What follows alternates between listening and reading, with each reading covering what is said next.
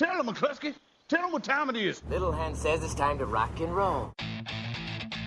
All you people are so scared of me. Come quietly or there will be trouble. Man, that's just me. I'm Batman. This is Sparta! There is a tiger in the bathroom! I'm an excellent driver. If it bleeds, we can kill it. Pop quiz, hotshot. Keep the change, you filthy animal. We will destroy Gotham. And then, when it is done, and Gotham is ashes, then you have my permission to die. Hello and welcome to this very late night Monday movie show. I'm your host Stuart and I'm also joined by Andy.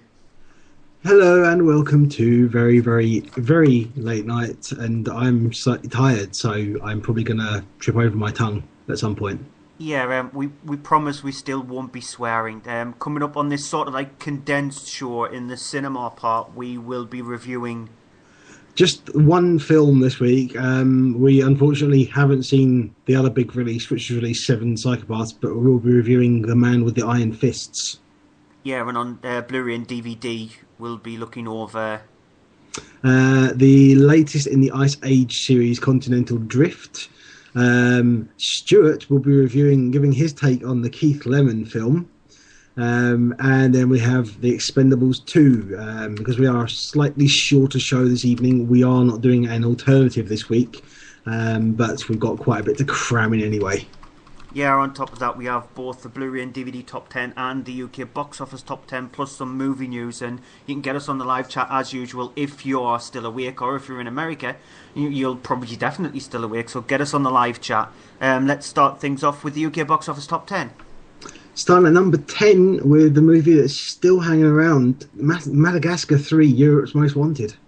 Probably the last week it'll be in the top 10. Actually, no, I wouldn't be surprised if it's still in the top 10 next week as well, considering they're after very few titles out this week. It's a really good animated film, the second best animated film I've seen this year. It's very entertaining, and it has a song which will get on your nerves. Yeah, we're not going to do it this time. Number 9 is End of Watch. Which it's a good film, but nothing special. It has fantastic acting from both Jake Gyllenhaal and Michael Pena, but it's just the parts in between when they go out on their duties. It's just the bits in between which feel a bit stretched and a bit boring. I still haven't seen it. I do want to see it. I have seen the film at number 8 though, which is Argo, which is my nod for the. I expect this to get nominations for all the major categories when it comes Oscar time. Ben Affleck has done an amazing job as a director on this, and as well as being the main character in it as well. A really good bit of a fictional take on a true event that happened in the 80s, which is a really good mix of great thriller, tense scenes, and sort of Hollywood humour. Number 7 is the Bollywood movie Talash. Yeah, we know nothing about Bollywood films because, as we keep on seeing that, they very rarely get screened out of key cities in the country. So Talash is, from what I know, is a thriller, but that's all I know about it. I know very little about it. I think it's something to do with the guy trying to figure out who killed someone dear to him or something like that. Number 6 is a new entry for Great Expectations. Numerous amount of times this Charles Dickens novel gets turned into a film, and very little is changed with each one of the films. This is directed by Mike Newell. It's got Helena Bonham Carter in it, who plays Mrs. Havisham. Interesting casting in that case, because I think she suits the role perfectly. But if you've seen previous Great Expectations adaptations, then there isn't anything different. They don't try anything different with them. The number 5 is a film I'm actually curious to see now, even though I didn't see it when it came out. Silver Lining Playbook. Yeah, it seems to be getting a lot of buzz for Oscar contention, which is interesting considering the kind of film that it is. But from what we know, it looks pretty decent, but I think it doesn't look anything that special myself. Yeah, I'm curious to see it just because it is getting so many good word of mouth comments about it. Especially considering it's Bradley Cooper and Jennifer Lawrence in the lead roles. Nothing against them, but Oscar movies, well, you know. Number 4, Nativity 2, Danger in the Manger. Yeah, pass. It looks absolutely garbage. I hate these films where it's just they have no script or whatever, but made even worse the fact that it's completely full of kids who look like they've been given a hell of a lot of sugar. Hyper kids, no, no, thank you. Number 3 is a movie I think you're considering this one of your top animated films of the year, Rise of the Guardians, aren't you? Yeah, I was surprised how really good Rise of the Guardians was, because if you've got a film which features Santa Claus, the Easter Bunny, the Sandman, things like that, then you probably is expecting it's going to be like a really kiddified film, a really saccharine movie, but there are dark elements in it, and that's thanks to Guillermo del Toro's involvement in the film, and it's a really, really good film. There is a lot in there for kids, there is a lot in there for adults. Yes, it's an animated film, and Stuart likes it, people. I mean, that's high praise. I don't think he would have the same thing to say about the number 2 movie, Twilight Saga Breaking Dawn Part 2. The only thing I would have said would be, hooray, the Twilight Saga is coming to an end. Nope, because they're planning to either remake it or turn it into a TV series. That'll be the quickest turnaround for a reboot than even Spider-Man, wouldn't it? Yeah. And because of Twilight Saga dropping down from the top spot, it means that Bond is back on top in Skyfall at number 1. Yep, Skyfall I thought was a very average film, but that's because I'm not much of a James Bond fan. I thought it was a really good Bond film. I have issues with some of it, but I really did enjoy it. I just think it's a little bit on the lengthy side, unnecessarily lengthy. Yeah, before we quickly go on to the movie news, there are 2 films that are absent from the top 10 is Alex Cross, which barely, it got £226,000 and it didn't make the top 10. Yeah. And I still want to see that. I still do want to see that. And Trouble with the Curve, which is Clint Eastwood's new film, which didn't even get anywhere near £50,000 and it only made an average of around about £230 per screen. Yeah, so that's insanely low, considering it opened up in around about 170 screens. Yeah, that's amazingly poor for a Clint Eastwood film.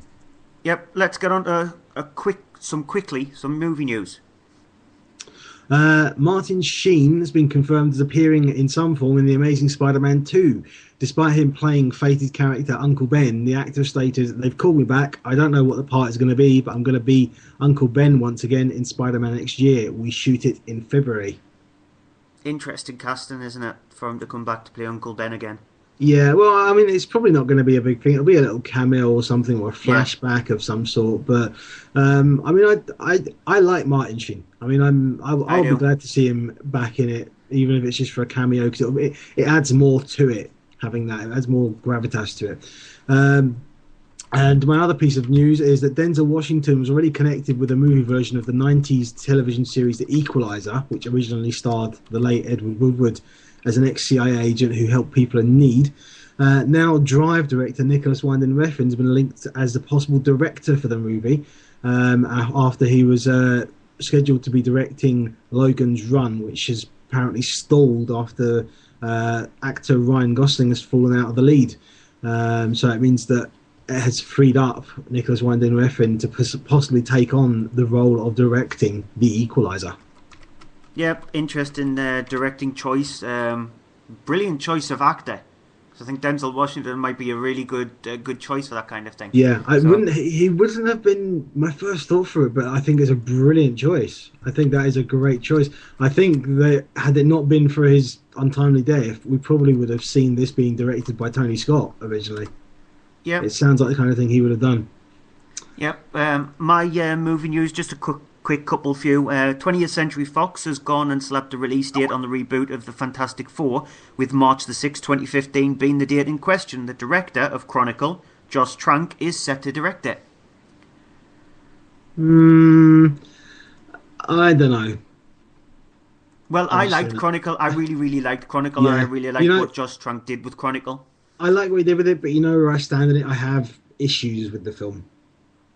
Yeah, I know I can understand your issues with the film, but I think if he's managed to do an intelligent science fiction film with Chronicle, because the idea was I Yeah. thought was interesting, and it's sort of got sort of like superhero tones to it anyway. So it shows he might be able to handle the Fantastic Four. Yeah, he couldn't do worse than Tim Story. Very true. Next piece of news, according to Variety, Disney might be set to do a sequel to Tim Burton's 2010 film Alice in Wonderland. Which I still haven't seen. Yeah, a script has already been written by Linda Wolverton after the studio showed interest in a sequel. Wolverton has previously written Disney's films including Beauty and the Beast, The Lion King and Homeward Bound. Okay, that's not a bad repertoire of films there, but I still haven't seen Tim Burton's one because Tim Burton really just hasn't made a good film in 12 years. Yeah, pretty much. And final piece of news, Matt Damon, our best friend here, Matt Damon, has said he is willing to go back and to do the Bourne franchise as long as the story is right. Damon said, "I've always been open, I love the character and I love the series." He went on to say, "It's just really an issue of finding the story. We don't know what that is. How do you get that character going again? If we could crack that, we'll do it." Well, I told you that after what Tony Gilroy did with the Bourne Legacy, he opened up the world and gave reasons for Jason Bourne to return. So I'm glad he did that, and it looks like it has worked. That it's opened the door for him to come back. And the thing is, I know that with the books, the next book in order is called The Bourne Betrayal. So if they keep to that and it has something to do with Bourne being betrayed or Bourne betraying someone else, that could be a good storyline. Work it in with what they've now got set up for Legacy and carry it on and have the two of Matt Damon and Jeremy Renner's characters working together in the films. Could be interesting.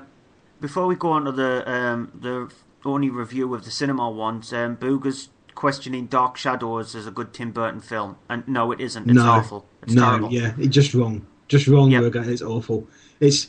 I haven't got kids. I don't know if you've got kids or not, Burger, but I'm telling you, it's just a horrible film because you couldn't show it to anyone you couldn't show it to anyone age 12, which is what it was made for. It's just not a 12 rated film.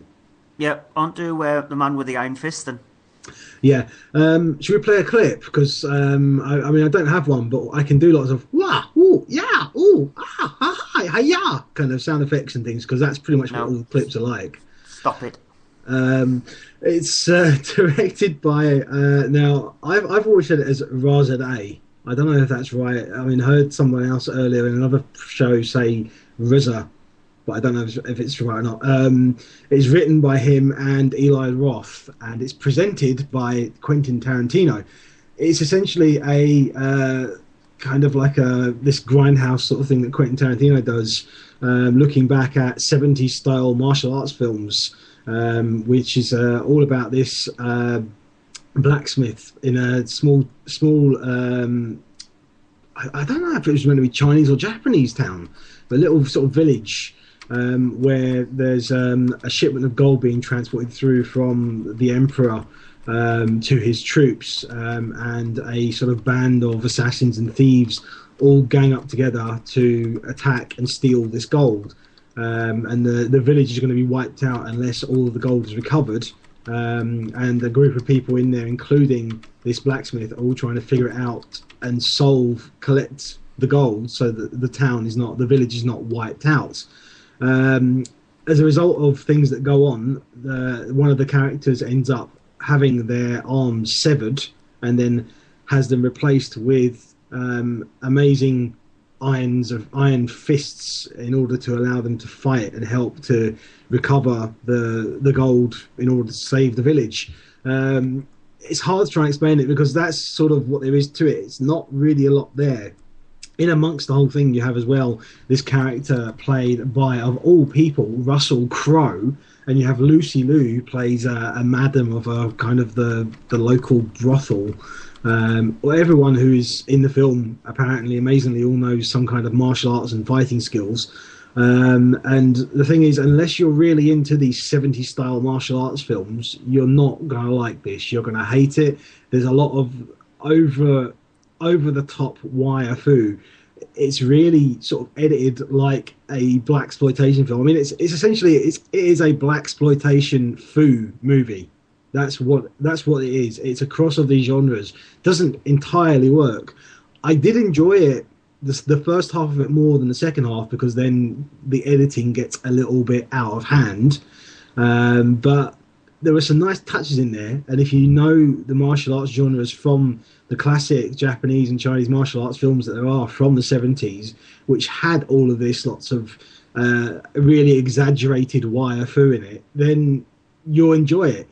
If you, however, have seen that, if you saw things like Crouching Tiger, Hidden Dragons, and didn't like the really exaggerated martial arts and people, floating on air and that kind of things, you are going to hate this film, though, because it is full of that. It's cheesy. It's really sort of awfully acted in a lot of places, I think intentionally, to be like those films from the 70s. And really sort of over-the-toply edited as the movie goes on. And Russell Crowe is doing what Russell Crowe does and just sort of chewing the scenery, having a lot of fun, and looking like he's actually got more of a gut on him than ever. Yeah, isn't it a remake of a Japanese film? I don't know that it's a direct remake, because it references so many of these kind of films. You couldn't really say.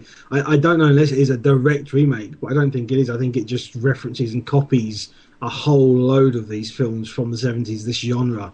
And it's not a bad film. It's not the worst. It's by far not the worst film I've seen this year. But I know there will be people who will say, I think if you saw it, you would absolutely hate it, because I know you don't like martial arts films. You don't like kung fu, you don't like these kind of films. And the one thing I will say is that it does have a little bit here and there of CGI blood, but for the majority of it, I hate CGI blood. Yeah, for the majority of it, although it's practical effects. So it looks nice. It's really nicely done. The sets and everything look really good, but just they're probably the best thing in it. And for half the film, they're being eaten by Russell Crowe as his stomach ever expands.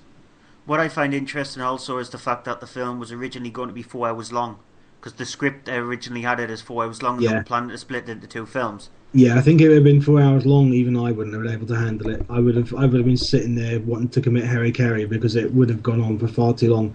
And another thing I will say as well, Razadeh, in the lead part of the blacksmith, half the time when he's talking, you actually can't understand what he's saying.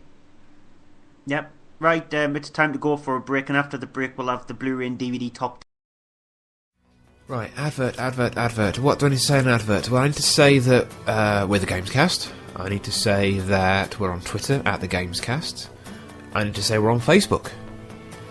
I need to say we've got a website, thegamescast.com, and I need to say we're on YouTube. Oh yeah, and we're on this thing called Spreaker.com.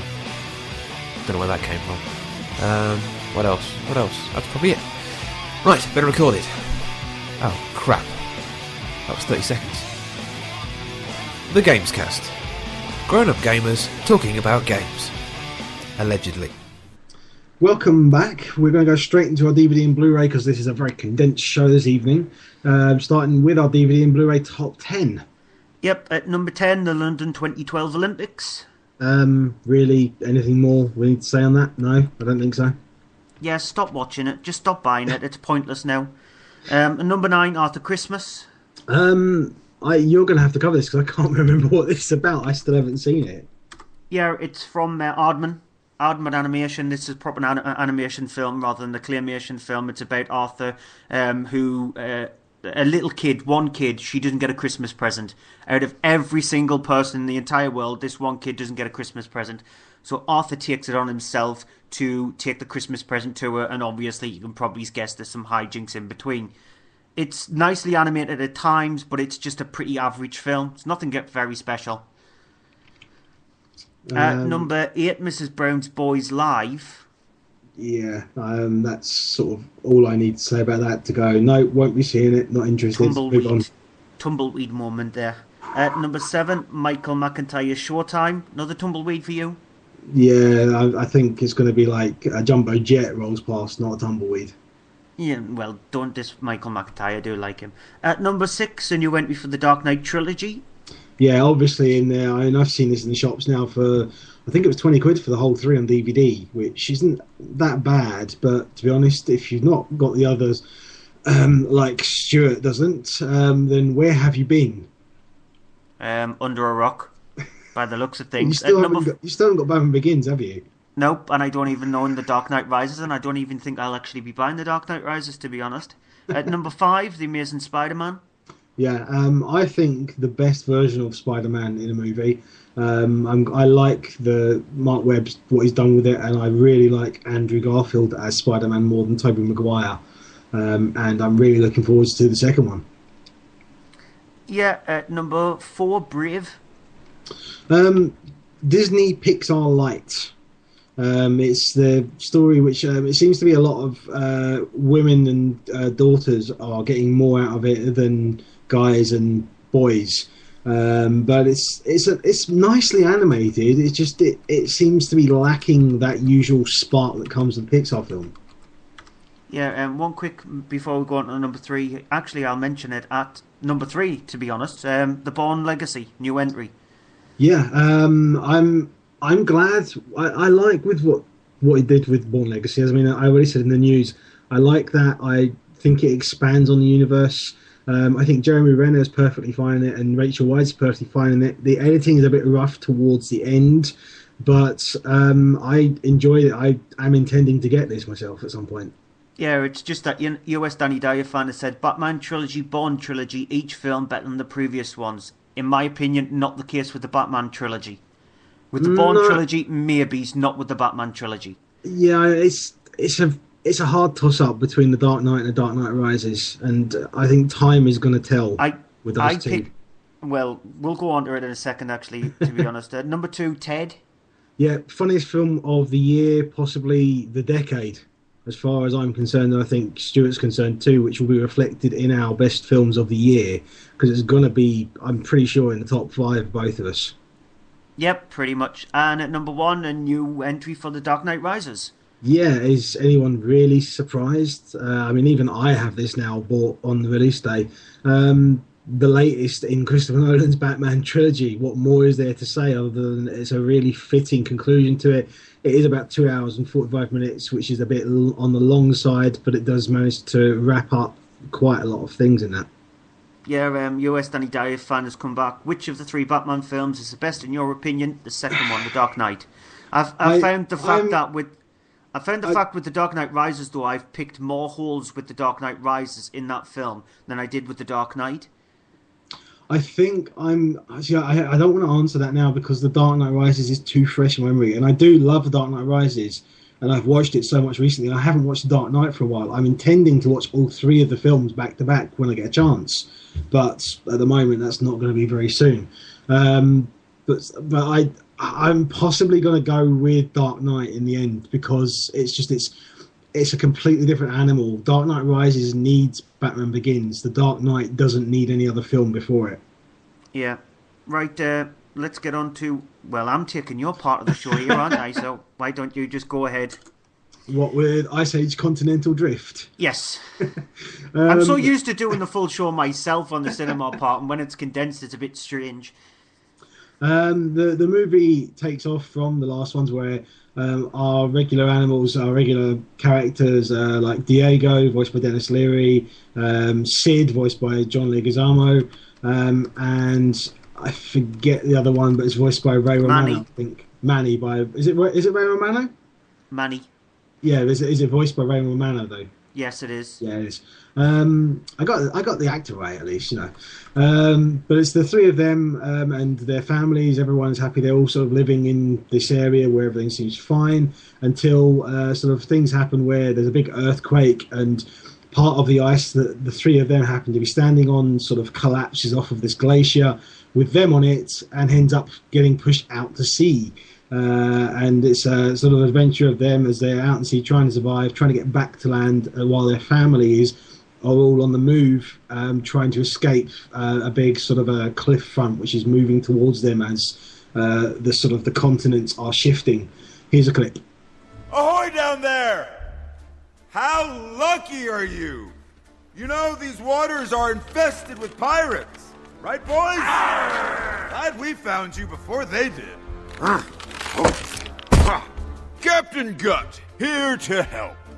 You know, that's a nice monkey.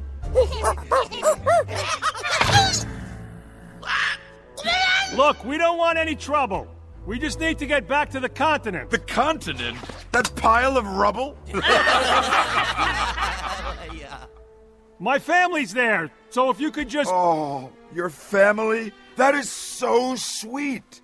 I hope you said goodbye, 'cause there's no way back. Yes, there is. Don't you remember, Captain? You can sail to Switchback Cove and catch the current back from there. Like a steel trap this noggin is. Thank you, Mr. Flynn. Ow! Oh, see? I knew there was a way home. There is no home. There is only here. And here, your ship belongs to me. There you have Game of Thrones Peter Dinklage voicing the captain, the pirate captain of another iceberg, which then sort of become the enemies of them and the problem, the sort of the crew as they're trying to tackle them as the movie goes on. The movie is perfectly fine animated. You've got there as well the whole thing of Scrat, the little rodent squirrel kind of thing. I don't know what he really is supposed to be. Some kind of mammal. But him chasing after his acorn and his sort of bits interspersed in amongst them dealing with their story as they're travelling to get home. And I admit, I enjoyed it. I laughed. I didn't laugh a lot. I sort of giggle laughed, but I did giggle laugh a few times throughout it and kind of enjoyed it more than I was expecting to. Because I'm not a massive fan of the Ice Age series, I have to admit. I think it's probably one of the better films in the series. Maybe not the best one because it's the bits with Scrap for me kept taking me out of the film. I've wished they'd had them been separate and so you didn't have Scrat in it or you had them in it and but I mean it's perfectly fine if you've got kids. They'll love it for the hour and a half that it's running, and you'll be able to sit and enjoy it with them. Or if you're getting bored, you can go and do something else, and the kids will sit there and quite happily watch it. I think for the hour and a half. Yeah, in my opinion, it's another one of those series that have completely lost its way now. It's probably best to end it. I think they've done as much as they possibly can with the characters that they've got, and Scrat is the star, and he seems to be a part of these like Christmas DVDs that come out, and he suits like half an hour stints. He wouldn't be able to make a full film using that character, but a half an hour stint, maybe if they did a children's program on like a Cartoon Network or something, where he has his own program, so like a spin-off from the Ice Age series, it might work like a Tom and Jerry, so like 10-minute episodes. That might work, but not sure about filming that. US Danny Dyer fans saying the best thing about him is the squirrel after his acorn. That is Scrat. That is the character. He's become known as Scrat. And he is the funniest thing about it, but he's only in it for altogether about maybe 15 minutes in total. With little bits here and there of him dispersing it, which don't really help the story. They're kind of distractions. So, I mean, take that as you will, but if you like that kind of humour in it, then you'll like this film. You'll probably enjoy it. Let's move on, though, too, and everyone be warned, maybe turn down your volume a little bit, because this is going to be interesting. Stuart is now going to review Keith Lemon, the film. Yep, it stars Lee Francis as Keith Lemon. Keith Lemon was a character that he created after he used to do a programme on Channel 4 in the UK, and then he switched over to ITV, and he created the character Keith Francis. Keith Lemon. ITV2. Yeah, well, still ITV, because he pops up on ITV somewhere. So he created the character of Keith Lemon, and now he does a really, really crappy game show. He decided to then think it might be a good idea to make a film out of it. Now, the film centres around, he's an inventor. He comes up with an invention called the Securapole, which he's trying to sell at this convention. Nobody picks it up. He bumps into this guy. This guy says he's got a mobile phone, which nobody wants to sell neither. So he gives Keith Lemon this mobile phone. All of a sudden, this mobile phone takes off when Keith Lemon is put onto this TV program hosted by David Hasselhoff, and he accidentally gets a sweet caught on the back, a lemon sweet, so the phone gets turned into a lemon phone, and everybody wants to buy it. So Keith Lemon ends off getting in with Kelly Brook, who is his fantasy girl, and let's just say hilarity ensues, supposedly. I've got air quotes, and probably the biggest air quotes I have ever done ever in my life. I look like I'm flapping like a bird at the moment. Because, yeah, supposedly hilarity ensues. Let's get one thing straight from the off. This film is the most unfunniest comedy I have seen, not just this year, but probably in the last 50 years, to be honest. It's It's so aggravating and annoying that there are studios out there who think that ideas like this, a character who hosts a program on a channel, which is a game show, if they think that they can make a movie based on him, the studio need to be ashamed of themselves. The actors who decide to pop up in the film, if you can call them actors, need to be ashamed of themselves, because there is a lot of cameos in the film. You've got Spice Girls popping up, you've got Vern Troy, and like I've said, you've got David Hasselhoff, Fern Cotton's in there, so a lot of supposedly well-known people in England pop up in the film. But they should be ashamed of themselves just being in this kind of film. There isn't anything funny in it whatsoever. Keith Lemon is an absolutely chauvinistic pig. He is the worst kind of character anybody has ever come up with. Worse than anything Sacha Baron Cohen has ever created. And I think he gets right on my nerves. But this character, he gets on my nerves even more. So there's nothing funny about this film. He's really chauvinistic. They should have just stopped it after the idea, and anybody involved in this movie should be locked in Penrith prison and thrown into the sun. This movie should be wiped from existence. If anybody has to sit through this movie, I feel really sorry for you, because I really did want to jump out of my flat window, and I'm on the second floor of a flat, so I would have ended up in hospital just because of this pile of crap. Please avoid it. Just don't let it get in the top 10, but no, now look, it'll be near the number 1 spot, because there are so many stupid idiots who think that this character is funny, when in fact he's about as funny as a Veruca. He is not funny at all. It's a horrible film. Avoid it. Even when I had to see it at the cinema, people who went in there and they were laughing at the start, by the end of the film, they weren't laughing anymore. They realised it wasn't funny, and they were people who liked the character. It is that bad. To be honest, I wouldn't be surprised if that was the first time that the suicide hotline was completely blocked with phone calls, because the amount of people who will have seen this movie and they'll have wanted to do horrible things to themselves. I know that's a horrible thing to say, but this movie does provoke suicidal tendencies. Okay, I'm going to go on now into The Expendables 2.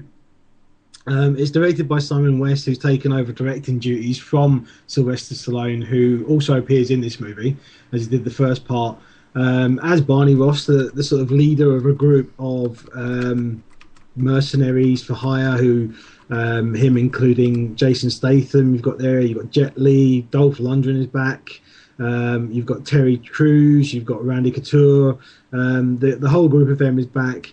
And they go on a mission at the start of it. It's a big, massive action opening sequence where they then rescue, as a result of what they're doing, they rescue Arnold Schwarzenegger's character Trench, who is reprising his small cameo role from the first film as well. Things all sort of end up coming to a head when, after the mission, the newest kid in their group, called Billy the Kid, is a sniper played by Liam Hemsworth, brother of Thor. Is in the group, decides it's not really for him, so he's gonna do one last mission with them and head off. That night, then Barney is confronted by the mysterious Mr. Church regarding the events of the first movie. Here's a clip. What do you want from me, Church? Not too good on the memory category, are you, Barney? You made a deal with me. You gave me your word.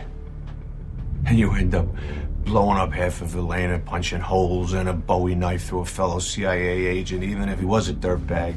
But what breaks my heart is that you stole $5 million from me. And for all this male pattern badness, I gotta put you in the deepest, darkest hole in Gitmo. No sunlight. But I kept you out. Right. Because I knew the day would come when you were going to pay me back. And today is that day.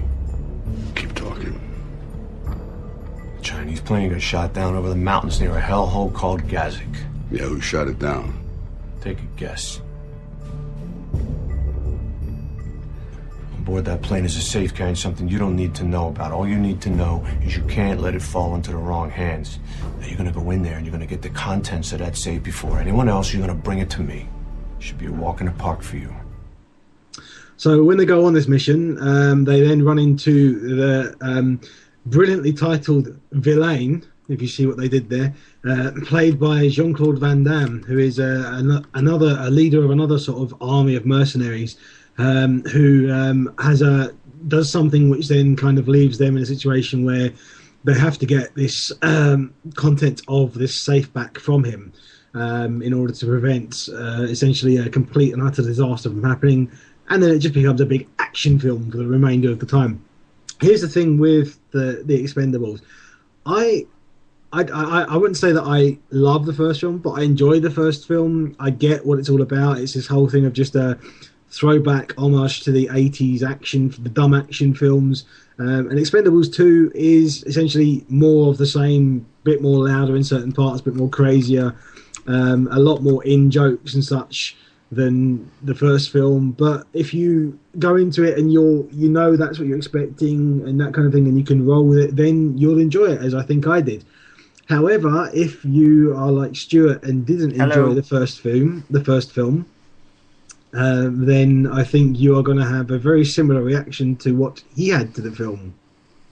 Stuart? Which was pretty pants, to be honest. It's just slightly better than the first one, but I found the first one aggravating. This one is slightly better because it knows that it is sort of like a throwback to the 80s cheesy action films, and that at least it knows that, whereas the first one tried to be so serious and it just failed miserably.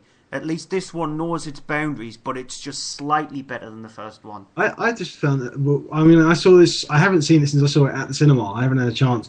But when I saw it at the cinema, the audience I saw it with, there were in-jokes in there and everyone was laughing at it and everyone was just going with it, rolling with it and enjoying it because they all went in there and they knew what to expect and that's what they got, you know? So it's one of these things, if you go into it expecting what you expect from the first film and what you think you're going to get, you'll love it because you know that's the kind of thing you're going to see. But if you're going into it expecting it to be a modern, serious action movie with a really good plot and some decent storyline, you're not going to get that. It's just a dumb 80s style action film. But it's a fun, dumb 80s style action film. But no? what I find really interesting, though, is if you look at the actors who were in this film, the films that they did in the 70s and 80s, I'm betting a lot of these actors think that they were doing proper, serious action films with decent storylines. Yet it's come to terms that when they're all together, it has to be something cheesy for it to work. No, I still think it is what it is. You know, it knew what it was. It knew what it was going into it. I knew what it was going into it, and I enjoyed the hell out of it. And I look forward to them possibly doing a third one if they're going to try and get, you know, a lot of the actors that they've mentioned that they want to get, like Clint Eastwood, for example, which I wish them good luck trying to get him in it. Even just get him in a 5-minute cameo, and that's going to be worth seeing just for a Clint Eastwood cameo. I mean, it might even do better than Trouble with a Curve. That's where I thought that it was slightly much better than the first one because it knew the fact that it knew its boundaries, at least with this time. And the only problem I'm seeing is the fact that it's going to start throwing so many big action heroes at the screen at once. It'll feel like a Steven Soderbergh film where they'll be there for like 2 minutes, or the film that you reviewed last week, New Year's Eve, that each character is getting introduced and they get like 10 minutes and then that's it. It'll be interesting to see as well this female version of the Expendables that they're working on with a whole load of female action stars, and I mean that's going to be I think that's going to be terrible because they've got two already, Katie Sackhoff and Gina Carino, so and then you can probably store loads of them like Linda Hamilton or Sigourney Weaver or things like that. They're going to have to get someone like Michelle Rodriguez in there as well, I think. Mila Jovovich. Yeah, I don't know that they'll manage it, but you know, I guess we'll see what happens when it happens. I think it'll be much more easier for them to get a female one together rather than the male one, because the male ones, the actors who they did get together, has got such a big personality and such like big heads that each one have probably saying, "I want to be the lead is for me." I guess we'll see. I mean, it'll probably get a better draw for the audience, but for obvious reasons. I think the female one will get a better draw because of the male audience will want to see more females on the screen. That's what I mean. So that is it for this week's show. Thank you for listening to us, if you have been listening live to our rather extended late timing of the show. If you are not listening to it live, then still thank you for listening to us on the catch up, on iTunes, wherever you're listening to us, on YouTube.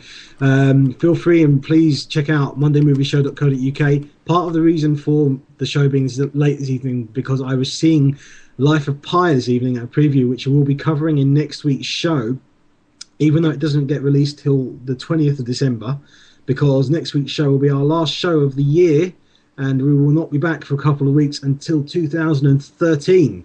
So next week we'll be covering, amongst other things like The Hobbit, I've forgotten the rest of the title. The Hobbit, An Unexpected Journey? Or is That's that the it. third one? No, that's the right one. We've got that. I'll be covering Life of Pi, and then we'll be looking ahead to a couple other films coming out over the Christmas and New Year period when we are off the air.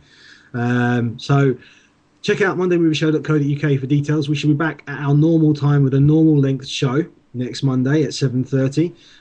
You can follow us on Twitter at Monday Movie Show, or I'm at AHDVD. Stuart is at Cryptic Tadpole. As I said already, we're on YouTube and iTunes as well. Facebook. More people are signing up and finding us on there now. So if you just go on there, I mean, even just Google us, Monday Movie Show, you will find us on there because it's bringing up things like that for us there too. Feel free to also check out followingthenerd.com, which is our good friend Mark, who will be posting the show, I expect, probably in about half an hour's time. Until next Monday at 7:30, we hope. I just want to mention one thing. If you go onto the site mondaymovieshow.co.uk, and if you look on the left-hand side of the site, you'll see something that we have been nominated in the Podcast of the Year Award, European Podcast of the Year Award. We keep forgetting to mention this. The widget is on the left-hand side of the site. If you can click on that and vote for us, even though we know we're not going to win it, it'll be nice to get a few votes. So at least vote for us in that. I don't know what happened there, but for some reason I lost you there for a moment. Okay, interesting end to the show. So let's get this wrapped up before Skype decides to completely quit on us. Thank you for listening to us live, as I say, or listening to the podcast. We will see you next Monday at 7:30. Until then, good night. Bye. Tell him, McCluskey. Tell him what time it is. Little Hen says it's time to rock and roll.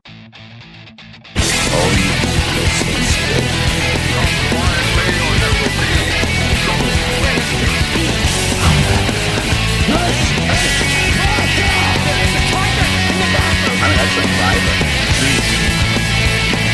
Pop quiz, hot shot. Keep it J.